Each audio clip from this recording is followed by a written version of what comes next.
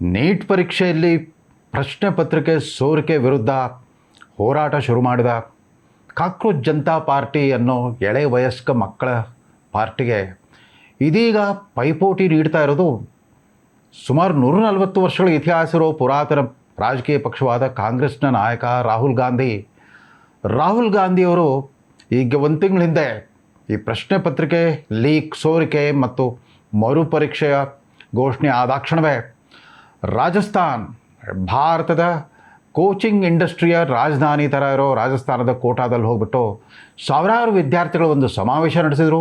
ಪ್ರಶ್ನೆ ಪತ್ರಿಕೆ ಸೋರಿಕೆ ಇತ್ಯಾದಿಗಳ ವಿಚಾರದಲ್ಲಿ ಭಾಷಣ ಮಾಡಿಬಿಟ್ಟು ಕೇಂದ್ರ ಸರ್ಕಾರದ ವಿರುದ್ಧ ಒಂದು ಮಹಾಯುದ್ಧವನ್ನೇ ಸಾರೋ ಪರಾಕ್ರಮವನ್ನು ಪ್ರದರ್ಶಿಸಿದರು. ಅದಾದ ನಂತರ ಮುಂದೇನಾಯಿತು? ಮುಂದೆ 22 ದಿವಸ ಗಾಯಬಾಗ್ಬಿಟ್ರು. ದೇಶದಲ್ಲಿ ಇರಲೇ ಇಲ್ಲ, ಹೊರಟೋಗ್ಬಿಟ್ರು. ಯಾವ ದೇಶದಲ್ಲಿ ಇದ್ದೆ ಅನ್ನೋದು ಕೂಡ ಗೊತ್ತಿರಲಿಲ್ಲ. ಯಾವಾಗ ಸ್ವದೇಶ ಆಗಮನವಾಗುತ್ತೆ ಅನ್ನೋದು ಸೂಚನೆ ಕೊಡಲಿಲ್ಲ. ಅಷ್ಟೊಳಗಾಗಲೇ ಈ ಕಾಕ್ರೋಚ್ ಪಾರ್ಟಿಯ ಹುಡುಗರೆಲ್ಲ ಬಂದ್ಬಿಟ್ಟು ಜಂತರ್ ಮಂತರ್ ಪ್ರತಿಭಟನಾ ಪ್ರದೇಶವನ್ನು ಆಕ್ರಮಿಸ್ಕೊಂಡ್ಬಿಟ್ರು. 20 ದಿನಗಳ ಕಾಲ ಅವರು ನಡೆಸ್ತಾ ಇದ್ದ ಅವರು ಹೋರಾಟಕ್ಕೆ ಒಂದಿಷ್ಟು ಕಾವು ಮೂಡಿದ್ದು ಲಡಾಖ್ನ ಹೋರಾಟಗಾರ ಸೋನಂ ವಾಂಗ್ಚುಕ್ ಬಂದು ಉಪವಾಸ ಸತ್ಯಾಗ್ರಹ ಶುರು ಮಾಡಿದ ಮೇಲೆ ನಿಧಾನವಾಗಿ ಈ ಕಾಕ್ರೋಚ್ ಪಾರ್ಟಿಯ ಹೋರಾಟಕ್ಕೆ ಒಂದಿಷ್ಟು ಪ್ರಚಾರ ಸಿಗಲಿಕ್ಕೆ ಶುರುವಾಯಿತು. ಕಡೇ ದಿನಗಳಲ್ಲಿ ಇನ್ನೇನು ಅವರ ಆರೋಗ್ಯ ಕ್ಷೀಣಿಸ್ತಾ ಇದೆ, ಹೀಗೆ ಬಿಟ್ಬಿಟ್ರೆ ಅವರ ಅಮರಣಾಂತ ಸತ್ಯಾಗ್ರಹ ಯಶಸ್ವಿ ಆಗಿಬಿಡುತ್ತೆ, ಅಂದರೆ ಅವರ ಪ್ರಾಣಾಪಾಯ ಎದುರಾಗಿದೆ ಅನ್ನೋದು ಗೊತ್ತಾದಾಗ ಬಾಲಿವುಡ್ ಚಿತ್ರರಂಗದ ತಾರೆಯರೆಲ್ಲ ಒಂದಿಷ್ಟು ಜನ ಬಂದರು. ಅವ್ರಿಗೆ ಯಾರಿಗೂ ವೈದ್ಯಕೀಯ ಶಿಕ್ಷಣದ ಬಗ್ಗೆ, ಶಿಕ್ಷಣ ವ್ಯವಸ್ಥೆ ಬಗ್ಗೆ, ಪರೀಕ್ಷೆಗಳ ಬಗ್ಗೆ ಎಷ್ಟರ ಮಟ್ಟಿಗೆ ತಿಳುವಳಿಕೆ ಇತ್ತೇನೋ ಅವರೆಲ್ಲ ಪ್ರವೇಶ ಮಾಡಿದ ಕೂಡಲೇ ದಿಢೀರ್ನೆ ರಾಹುಲ್ ಗಾಂಧಿ ಅವರ ಸ್ವದೇಶ ಆಗಮನವಾಯಿತು. ಅಷ್ಟೊತ್ತಿಗಾಗಲೇ ಅವ್ರಿಗೆ ಗಾಬರಿ ಆಗೋಗ್ಬಿಟ್ಟಿತ್ತು. ಇದೇನಿದು, ನಾವು ಶುರು ಮಾಡಿದ ಹೋರಾಟನ ಇವರು ಹೈಜಾಕ್ ಮಾಡಿಬಿಟ್ರಲ್ಲ ಅಂತ. ಕಾಕ್ರೋಚ್ ಪಾರ್ಟಿ ಹುಡುಗರೆಲ್ಲ ಹೈಜಾಕ್ ಮಾಡಿಬಿಟ್ರೆ ನಮ್ಮ ಪಕ್ಷದ ಗತಿ ಏನು? ಯಾಕಂದರೆ ರಾಹುಲ್ ಗಾಂಧಿಯವರ ಪಕ್ಷದ ಯೂತ್ ಕಾಂಗ್ರೆಸ್ ನೇತಾರರುಗಳೆಲ್ಲ ಮೊದಲೇ ಇದ್ರ ವಿರುದ್ಧ ಪ್ರತಿಭಟನೆ ನಡೆಸಿದ್ರು. ಅಲ್ಲಿ ಎಲ್ಲೂ ದಿಲ್ಲಿಯಲ್ಲಾಗಲಿ ಇತರ ರಾಜ್ಯಗಳಲ್ಲಾಗಲಿ ಅದಕ್ಕೆ ಅಷ್ಟೊಂದು ಸಾರ್ವಜನಿಕ ಬೆಂಬಲ ಸಿಕ್ಕಿರಲಿಲ್ಲ. ಯಾವಾಗ ಈ ಆನ್ಲೈನ್ ಪಾರ್ಟಿ ಕಾಕ್ರೋಚ್ ಪಾರ್ಟಿ ಅನ್ನೋ ಒಂದು ಸಾಮಾಜಿಕ ಜಾಲತಾಣದಲ್ಲೇ ಅಸ್ತಿತ್ವ ಉಳಿಸ್ಕೊಂಡಿರೋ ಪಕ್ಷ ಕರೆ ಕೊಡ್ತೋ, ಅದರ ಕ್ಲೈಮ್ಯಾಕ್ಸ್ ತಲುಪಿದಾಗ ರಾಷ್ಟ್ರಾದ್ಯಂತ ಒಂಥರ ಸಂಚಲನ ಉಂಟಾಯಿತು. ಬೇರೆ ಬೇರೆ ರಾಜ್ಯಗಳ ರಾಜಧಾನಿಗಳಲ್ಲಿ ಈ ಕಾಕ್ರೋಚ್ ಹೋರಾಟದ ಪರ ನಾಗರಿಕರು ಕೂಡ ಪ್ರತಿಭಟಿಸಿದರು. ಕೆಲವರು ಪಾಲಕರು, ವಿದ್ಯಾರ್ಥಿಗಳಂತ ಕರ್ಕೊಂಡವರೆಲ್ಲರೂ ಬಂದು ಪ್ರತಿಭಟನೆ ಮಾಡಿದರು. ಬೆಂಗಳೂರಿನ ಫ್ರೀಡಮ್ ಪಾರ್ಕಲ್ಲೂ ಒಂದು ಪ್ರತಿಭಟನೆ ನಡೆದಿತ್ತು. ಈಗ ರಾಹುಲ್ ಗಾಂಧಿಯವರು ದಿಢೀರ್ ಎಚ್ಚೆತ್ತವ್ರ ಹಾಗೆ ನಿನ್ನೆ ಪಾರ್ಲಿಮೆಂಟ್ ಅಧಿವೇಶನ ಆರಂಭವಾಗುವ ದಿನವೇ ಅದಕ್ಕೆ ಮುನ್ಸೂಚನೆ ಕೊಟ್ಟಿದ್ದರು. ಸೋನಂ ವಾಂಗ್ಚುಕ್ ಅವರೇ ಹೇಳಿದರು ಮೊದಲೇ, ಬರುವ ಜುಲೈ 20ರಂದು ಪಾರ್ಲಿಮೆಂಟ್ಗೆ ನಾವೊಂದು ರ್ಯಾಲಿ ಮಾಡ್ತೇವೆ, ಪಾರ್ಲಿಮೆಂಟ್ಗೆ ಮುತ್ತಿಗೆ ಹಾಕೋ ಒಂದು ದೊಡ್ಡ ಪ್ರದರ್ಶನ ಮಾಡ್ತೇವೆ ಅಂತ ಮೊದಲೇ ಹೇಳಿದರು. ಆಗ ಎಚ್ಚೆತ್ಕೊಂಡ್ರು ರಾಹುಲ್ ಗಾಂಧಿ. ಈ ಕಾಕ್ರೋಚ್ ಪಾರ್ಟಿಯ ಪ್ರದರ್ಶನ ಈ ಮಟ್ಟಿಗೆ ದೊಡ್ಡ ಕೋಲಾಹಲ ಸೃಷ್ಟಿಸುತ್ತೆ ಅನ್ನೋ ಕಲ್ಪನೆ ಇರಲಿಲ್ಲ ಅಂತ ಕಾಣುತ್ತೆ. ಯಾವಾಗ ಮೊನ್ನೆ 20ನೇ ತಾರೀಕು ಅವರ ಘೋಷಿತ ಹೋರಾಟ, ಆವತ್ತಿನ ಹಿಂದಿನ ದಿನವೇ ಸೋನಂ ವಾಂಗ್ಚುಕ್ ಅವರ ಆಸ್ಪತ್ರೆಗೆ ಸೇರಿಸ್ಬಿಟ್ಟಿತ್ತು ಸರ್ಕಾರ. ದಿಢೀರ್ ಕಾರ್ಯಾಚರಣೆಯಲ್ಲಿ, ಬೆಳಗು ಮುಂಜಾನೆಯ ಕಾರ್ಯಾಚರಣೆಯಲ್ಲಿ ಅವರು ಆಸ್ಪತ್ರೆಗೆ ಸೇರಿಸ್ಬಿಟ್ಟು ಅವ್ರಿಗೆ ಅವರ ಜೀವ ರಕ್ಷಣೆಯ ಪ್ರಕ್ರಿಯೆ ಆರಂಭಿಸಿತ್ತು. ಇಲ್ಲಿ ಪಾಪ ಅನಾಥರಾಗಿ ಕೂತ ಕಾಕ್ರೋಚ್ ಪಾರ್ಟಿಯ ನಾಯಕ ಅಭಿಷೇಕ್ ದೀಪ್ಗೆ ಕಣ್ಣೀರು ಹಾಕ್ತಾ ಕೂತಿದ್ರು. ಆದರೆ ಅವ್ರಿಗೆಲ್ಲ ಈ ಸೆಲೆಬ್ರಿಟಿಗಳು ಬಂದು ಬೆಂಬಲ ಕೊಟ್ಟ ಮೇಲೆ ಧೈರ್ಯ ಬಂತು. ರಾಷ್ಟ್ರಾದ್ಯಂತ ಅವರು ಸಾಮಾಜಿಕ ಜಾಲತಾಣದ ಮೂಲಕ ಕೊಟ್ಟ ಕರೆಗೆ ಸುಮಾರು 20,000 ಜನ ಯುವಕರು ಬೇರೆ ಬೇರೆ ರಾಜ್ಯಗಳಿಂದ ದಿಲ್ಲಿಗೆ ಧಾವಿಸಿ ಬಂದರು. ಮೊನ್ನೆ ದೊಡ್ಡ ಮಟ್ಟದ ಪ್ರತಿಭಟನಾ ರ್ಯಾಲಿ ಸಂಸತ್ ಭವನದ 3 ಪ್ರಮುಖ ದ್ವಾರಗಳ ಎದುರಿಗೆ ರಸ್ತೆಗಳೆಲ್ಲ ಭರ್ತಿ ಆಗಿಬಿಟ್ಟಿದ್ವು. ಅವರ ಮೆರವಣಿಗೆ ಶುರು ಆಗೋಷ್ಟೊತ್ತಿಗೆ ಅಲ್ಲಾಗಲೇ ಪುಂಡಾಟಿಕೆ ಶುರುವಾಯಿತು, ಕಲ್ಲು ತೂರಾಟ ಶುರುವಾಯಿತು. ಒಂದು ಪೊಲೀಸ್ ವಾಹನವನ್ನೇ ಭಗ್ನಗೊಳಿಸಿದರು, ಒಂದು ಪೆಟ್ರೋಲ್ ಬಂಕ್ ಮೇಲೆ ದಾಳಿ ಮಾಡಿದರು. ಒಬ್ಬೊಬ್ಬರೇ ಸಿಕ್ಕಾಕ್ಕೊಂಡ ಪೊಲೀಸರ ಮೇಲೆ ಅವ್ರನ್ನ ಹಿಗ್ಗಾಮುಗ್ಗ ಥಳಿಸಿ ಇನ್ನೇನು ಮಾಬ್ ಲಿಂಚಿಂಗ್ ಆಗೋಗ್ಬಿಡುತ್ತೆ ಅನ್ನೋ ಒಂದು ವಾತಾವರಣ ಸೃಷ್ಟಿಯಾಯಿತು. ಪೊಲೀಸರ ಮೇಲೆ ಪ್ರತಿದಾಳಿ, ಕಲ್ಲು ತೂರಾಟ ಇತ್ಯಾದಿ ನಡೆದಾಗ ಅಲ್ಲಿ ಸಂಸತ್ ಭವನದ ಭದ್ರ ಕಾವಲಿಗಿದ್ದ ಪೊಲೀಸರು ಸುಮ್ಮನೆ ಕೂತ್ಕೊಳ್ಳಿಕ್ಕಾಗಲಿಲ್ಲ. ನಿರೀಕ್ಷೆಯಂತೆ ಅಶ್ರುವಾಯು ಪ್ರಯೋಗ ಮಾಡಿದರು, ಲಾಠಿ ಚಾರ್ಜ್ ನಡೀತು. ಆ ಲಾಠಿ ಚಾರ್ಜ್ಗೆ ಪ್ರತಿಯಾಗಿ ಇವರು ಸುಮ್ಮನೆ ಕೂತ್ಕೊಳ್ಳಿಲ್ಲ. ಅದೊಂದು ಅಹಿಂಸಾತ್ಮಕ ಪ್ರತಿಭಟನೆ ಆಗಿರಲಿಲ್ಲ, ಪೂರ್ವ ನಿಯೋಜಿತ ಹಿಂಸಾತ್ಮಕ ಹೋರಾಟಕ್ಕೆ ಕೈ ಹಾಕಿದರು. ಇನ್ನೇನು ಬಾಂಗ್ಲಾದೇಶ್ ಮತ್ತು ನೇಪಾಳದಲ್ಲಿ ನಡೆದ ನಾಗರಿಕ ದಂಗೆ ಮರುಕಳಿಸುತ್ತೆ ಅನ್ನೋ ವಾತಾವರಣ ಸೃಷ್ಟಿ ಮಾಡಿದಾಗ ಅದರ ಪರಿಣಾಮ 116 ಜನ ಪೊಲೀಸರು ಗಾಯಗೊಂಡರು, 60 ಜನ ಹೋರಾಟಗಾರರಿಗೆ ಪೆಟ್ಟು ಬಿತ್ತು. ಅದರೊಬ್ಬ ಮಹಿಳಾ ಹೋರಾಟಗಾರ್ತಿ ಗಂಭೀರವಾದ ಗಾಯಗಳಾಗಿದೆ, ವೆಂಟಿಲೇಟರ್ ಮೇಲಿದ್ದಾರಂತೆ.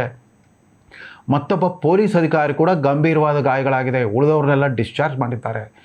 ಇದ್ರ ಮಧ್ಯ ರಾಹುಲ್ ಗಾಂಧಿಯವರು ಎಚ್ಚೆತ್ಕೊಂಡ್ಬಿಟ್ರು. ಅರೆ, ಪಾರ್ಲಿಮೆಂಟ್ ಅಧಿವೇಶನ ಶುರು ಆಗ್ತಾ ಇದೆ, ನಾವು ಬರೀ ಧರ್ಮೇಂದ್ರ ಪ್ರಧಾನ್ ರಾಜೀನಾಮೆ ಕೇಳ್ತಾ ಇದ್ವಿ, ಈ ಕಾಕ್ರೋಚ್ ಪಾರ್ಟಿ ಹುಡುಗರು ಅದಕ್ಕಿಂತ ದೊಡ್ಡ ಕೋಲಾಹಲ, ಪ್ರಧಾನಮಂತ್ರಿಯ ರಾಜೀನಾಮೆಯನ್ನೇ ಕೇಳ್ತಿದ್ದಾರಲ್ಲ ಅಂತಂದ್ಬಿಟ್ಟು ನಿನ್ನೆ ಪ್ರಧಾನಮಂತ್ರಿಯವರ ನಿವಾಸದ ಎದುರಿಗೇನೆ ನಂಬರ್ 10 ಲೋಕ್ ಕಲ್ಯಾಣ್ ಮಾರ್ಗ್ ಎದುರಿಗೇನೆ ಹೋಗಿ ಕೂತ್ಕೊಂಡ್ಬಿಟ್ರು. ಯಾವುದೇ ಪೂರ್ವ ಸೂಚನೆ ಇಲ್ದೇ ಸಾಮಾನ್ಯವಾಗಿ ಇಂಥ ಸತ್ಯಾಗ್ರಹ ಮಾಡುವಾಗ ಪೊಲೀಸರ ಪೂರ್ವಾನುಮತಿ ಪಡಿಬೇಕಾಗುತ್ತೆ ಅನ್ನೋದು ಗೊತ್ತಿದೆ ಅವ್ರಿಗೆ. ಯಾಕಂದರೆ ಸ್ವತಃ ರಾಹುಲ್ ಗಾಂಧಿ ಅವರೇ ಪ್ರಧಾನಮಂತ್ರಿ ಆಗಿದ್ದ ತಮ್ಮ ಅಜ್ಜಿಯ ಕಾಲದಲ್ಲಿ ಮತ್ತು ತಮ್ಮ ತಂದೆಯ ಕಾಲದಲ್ಲಿ ಇದೇ ಪ್ರಧಾನಮಂತ್ರಿಗಳ ಅಧಿಕೃತ ನಿವಾಸದಲ್ಲೇ ಇರ್ತಾಯಿದ್ರು. ಅವ್ರಿಗೆ ಗೊತ್ತು ಪ್ರಧಾನಮಂತ್ರಿಗಳ ಅಧಿಕೃತ ನಿವಾಸ ಮೊದಲು ನಂಬರ್ 1 ಸಫ್ದರ್ಜಂಗ್ ರಸ್ತೆ ನಂಬರ್ 1 ಆಗಿತ್ತು ಇಂದಿರಾ ಗಾಂಧಿಯವ್ರ ಕಾಲದಲ್ಲಿ. ಅದಾದ ನಂತರ ಅವರ ತಂದೆಯೇ ನಿರ್ಮಾಣ ಮಾಡಿದ ನಂಬರ್ 7 ರೇಸ್ ಕೋರ್ಸ್ ರಸ್ತೆಯಲ್ಲಿ ಇವರು ಬಾಲ್ಯ ಮತ್ತು ಯೌವನವನ್ನು ಕಳೆದಿದ್ದೇ ಅಲ್ಲಿ. ಯಾವ ಮಟ್ಟಿಗೆ ಭದ್ರತಾ ಇರುತ್ತೆ, ಸೂಕ್ಷ್ಮಾತಿ ಸೂಕ್ಷ್ಮ ಪ್ರದೇಶ. ಅಲ್ಲೋಗಿ ಕೂತ್ಕೊಂಡ್ಬಿಟ್ರು, ತಮ್ಮ ಜೊತೆಗಾರರನ್ನ ಕರ್ಕೊಂಡು ಹೋಗ್ಬಿಟ್ರು, ರಸ್ತೆ ಮೇಲೆ ಕೂತ್ಕೊಂಡು ಪ್ರತಿಭಟನೆ ಶುರು ಮಾಡಿಬಿಟ್ರು. ಅವ್ರ ಜೊತೆಗೆ ಅವರ ಸಹೋದರಿ ಪ್ರಿಯಾಂಕಾ ವಾದ್ರಾ ಕೂಡ ಸೇರಿಕೊಂಡ್ರು. ಕಾಂಗ್ರೆಸ್ನ ನಾಯಕರೆಲ್ಲ ಅಲ್ಲಿದ್ದರು. ಕರ್ನಾಟಕದ ಮುಖ್ಯಮಂತ್ರಿ ಪಾಪ ಮಂತ್ರಿಮಂಡಲ ವಿಸ್ತರಣೆ ಅದಕ್ಕೆ ಅನುಮತಿ ಪಡ್ಕೊಂಡು ಹೋಗಕ್ಕೆ ಬಂದಿದ್ದ DK ಶಿವಕುಮಾರ್ ಕೂಡ ತಮ್ಮ ನಾಯಕರಿಗೆ ಬೆಂಬಲ ಕೊಟ್ಟು ಅಲ್ಲೇ ಕೂತ್ಕೊಂಡ್ಬಿಟ್ರು, ರಸ್ತೆ ಮೇಲೆ ಕೂತ್ಕೊಂಡ್ರು. ಕೇರಳದ ಮುಖ್ಯಮಂತ್ರಿ ಕೂಡ ಆಕಸ್ಮಿಕವಾಗಿ ದಿಲ್ಲಿಯಲ್ಲಿದ್ದರು. ಸತೀಶನ್ ಕೂಡ ಬಂದು ಅವ್ರ ಜೊತೆ ಕೂತ್ಕೊಂಡ್ರು. ಕಡೆಗೂ ಭಾರತ ಸರ್ಕಾರ ತನ್ನ ಹಿರಿಯ ಸಚಿವರಾದ ಅಂದರೆ ಪ್ರಧಾನಮಂತ್ರಿಯವರ ಕಚೇರಿಗೆ ಸೇರಿದ minister of state doctor Jitendra Singh ಅವ್ರನ್ನ ಮಾತುಕತೆಗೆ ಕಳಿಸಿದರು. ರಾಹುಲ್ ಗಾಂಧಿ ಅವರಿಗೆ ಮನವರಿಕೆ ಮಾಡಲಿಕ್ಕೆ ಕಳಿಸಿದರು. ಅವರು ನಾವು ನೀಟ್ ವಿಚಾರದಲ್ಲಿ ಎಲ್ಲ ವಿಚಾರಗಳನ್ನು ಚರ್ಚಿಸಲಿಕ್ಕೆ ನಾವು ಸಿದ್ಧರಿದ್ದೇವೆ, ಸಂಸತ್ ಅಧಿವೇಶನ ನಡೀತಾ ಇದೆ, ಚರ್ಚೆ ಮಾಡಲಿಕ್ಕೆ ಸಿದ್ಧರಿದ್ದೇವೆ ಅಂತಂದಾಗ ಅದಕ್ಕೆ ಒಪ್ಪಿಗೆ ಕೊಟ್ಟ ಮೇಲೆ ರಾಹುಲ್ ಗಾಂಧಿ ಅವರು ಮತ್ತೆ ತಮ್ಮ ಗೋಲ್ ಪೋಸ್ಟ್ ಬದಲಾಯಿಸಿದ್ರು. ಇಲ್ಲ ಚರ್ಚೆ ಮಾತ್ರ ಸಾಲದು, ಮೊದಲು ಧರ್ಮೇಂದ್ರ ಪ್ರಧಾನ್ ರಾಜೀನಾಮೆ ಕೊಡಬೇಕು, ಆಮೇಲೆ ಸತ್ತಿರೋ ಆತ್ಮಹತ್ಯೆ ಮಾಡ್ಕೊಂಡು ಹುಡುಗರಿಗೆಲ್ಲ ಪರಿಹಾರ ಕೊಡಬೇಕು ಇತ್ಯಾದಿ ಒಂದಾದ ಮೇಲೆ ಒಂದು ತಮ್ಮ ಉದ್ದೇಶಗಳ ಅಜೆಂಡಾವನ್ನು ಬದಲಾಯಿಸ್ತಾ ಹೋದರು. ಅವ್ರ ಜೊತೆಗೆ ಯಾವುದೇ ಅರ್ಥಪೂರ್ಣ ಚರ್ಚೆ ಸಾಧ್ಯ ಇಲ್ಲ ಅಂದಾಗ ಅವ್ರು ಸಚಿವರು ನಿರ್ಗಮಿಸಿದರು. ಸರ್ಕಾರ ನಿರ್ಗಮಿಸಿದ ಮೇಲೆ ಪೊಲೀಸರ ಆಗಮನವಾಯಿತು. ಇವರಲ್ಲಿ ಪ್ರತಿಬಂಧಕಾಜ್ಞೆಯನ್ನು ಉಲ್ಲಂಘಿಸಿದ್ದಕ್ಕಾಗಿ ಬಂಧನ ಅನಿವಾರ್ಯ ಆಯಿತು. ರಾಹುಲ್ ಗಾಂಧಿ ಸುಮ್ಮನೆ ಬಂದು ಶರಣಾಗಲಿಲ್ಲ. ಯಾವ ರೀತಿ ಕನ್ನಡ ಚಳವಳಿಗಾರ ವಾಟಾಳ್ ನಾಗರಾಜ್, ಕರ್ನಾಟಕದಲ್ಲಿ ವಾಟಾಳ್ ನಾಗರಾಜರ ಪ್ರತಿಭಟನೆ ಅಂತಂದ್ರಲ್ಲಿ ಸಾಕಷ್ಟು ರೋಮಾಂಚನ ಇರುತ್ತೆ, ಕೋಲಾಹಲ ಇರುತ್ತೆ, ವ್ಯಂಗ್ಯ ವಿನೋದ ವಿಡಂಬನೆ ಎಲ್ಲ ಇರುತ್ತೆ.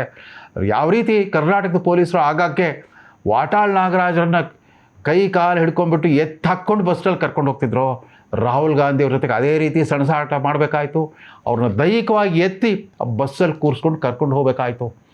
4 ಗಂಟೆಗಳ ನಂತರ ಅವ್ರು ಬಿಡುಗಡೆ ಆಯ್ತಂತೆ. ಇವತ್ತು ಮತ್ತೆ ಸಂಸತ್ನಲ್ಲಿ ಸಭಾಭಂಗ ಆಯಿತು.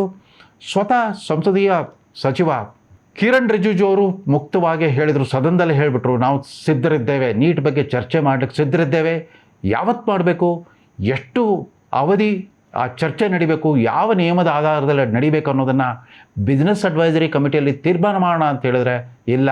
ಇವತ್ತೆಲ್ಲ ಕಪ್ಪು ಬಟ್ಟೆ ಧರಿಸ್ಕೊಂಡು ಬಂದಿದ್ದರು. ರಾಹುಲ್ ಗಾಂಧಿ ಅವರಿಗೆ ಅಖಿಲೇಶ್ ಯಾದವ್ ಅವರ ಸಮಾಜವಾದಿ ಪಕ್ಷ ಕೂಡ ಸಾಥ್ ಕೊಟ್ಟಿತ್ತು. ಏನೇ ಆಗಲಿ ಕಾಕ್ರೋಚ್ ಪಾರ್ಟಿಗೆ ಕ್ರೆಡಿಟ್ ಸಿಗಬಾರ್ದು ಅಂತ ಕಾಂಗ್ರೆಸ್ ಪಾರ್ಟಿ ಪರದಾಡ್ತಾ ಇರೋದನ್ನು ನೋಡಿದ್ರೆ ಮರುಕು ಬರುತ್ತೆ. ಯಾಕಂದರೆ ಇವರು ಹೋರಾಟದ ರಾಜಕಾರಣದ ಪರಿಚಯವೇ ಇಲ್ಲ. ಕಾಂಗ್ರೆಸ್ಸಿಗರು ಯಾವತ್ತಿದ್ರೂ ಅಧಿಕಾರದ ರಾಜಕಾರಣ ಮಾಡಿದವರು. ಅಧಿಕಾರದ ಎಲ್ಲ ಸುಖ ಸೌಲಭ್ಯ ಐಷಾರಾಮಿ ಅನುಭವವನ್ನು ಪಡ್ಕೊಂಡಿರೋ ಕಾಂಗ್ರೆಸ್ಸಿಗರಿಗೆ ಈ ಹೋರಾಟದ ರಾಜಕಾರಣದಲ್ಲಿ ಎಲ್ಲಿ ಕಾಕ್ರೋಚ್ ಪಾರ್ಟಿ ಕ್ರೆಡಿಟ್ ತಗೊಳುತ್ತೋ ಅನ್ನೋ ಆತಂಕ ಶುರು ಆಗಿಬಿಟ್ಟಿದೆ. ಸರ್ಕಾರ ಕೂಡ ಮತ್ತೆ ಇವತ್ತು 2ನೇ ಬಾರಿಗೆ ಕಾಕ್ರೋಚ್ ಪಾರ್ಟಿ ಮುಖಂಡರನ್ನು ಪಾರ್ಲಿಮೆಂಟ್ ಭವನದಲ್ಲಿ ಮಾತುಕತೆ ಕರೆದಿದೆ. ಮತ್ತೊಂದು ಕಡೆ